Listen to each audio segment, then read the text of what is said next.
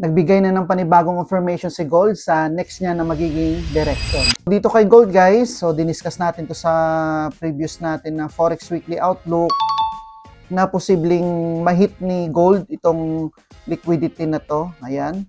So last time, nandito pa lang yung price at ang analysis natin na posibleng lumipad si Gold para i-take out tong mga liquidity na to.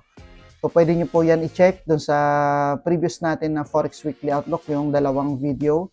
So meron tayong nakalagay dun na dollar sign na possible na liquidity na pwedeng i-liquidate ni market. So ito guys, sa analysis natin, ito na yung panibagong confirmation na binigay ni Gold para sa possible na next niya na direction. So itong big move na to, nagbigay na siya ng confirmation. Ito, break of structure.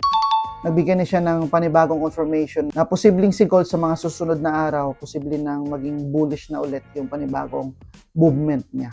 Right? So ito yung pinaka-demand area natin.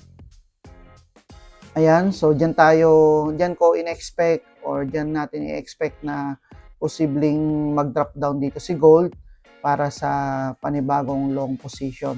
So last Friday, na-expect ko rin sana during non-farm payroll na bababa siya dito sa level na to. Pero hindi ganun ka-clear yung confirmation kaya hindi ako nag-take ng entry dito. Pero sa ibang currency pair, nakapag-take ako ng position.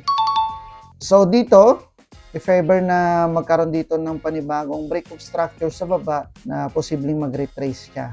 Pero last week, grabe, ang ganda ng mga binigay na profits ni Gold sa atin. So, halos 2 linggo na puro green, walang nahalong na red doon sa mga entries natin. Maganda yung naging data natin pagpasok ng August.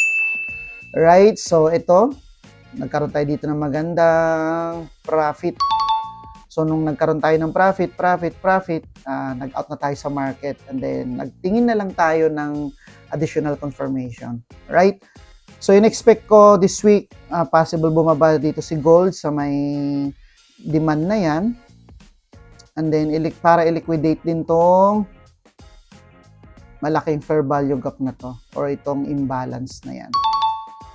Right? So ito, isa sa confluence natin itong fair value gap and then isa sa confluence din natin itong demand area. Alright? So next week, abang muna tayo ng mga additional confirmation. So tayo guys, dito sa trading, dahil sa mga experience natin, sa ilang taon na natin na nagtitrade, syempre hindi tayo basta-basta papasok sa market. Kailangan naayon siya sa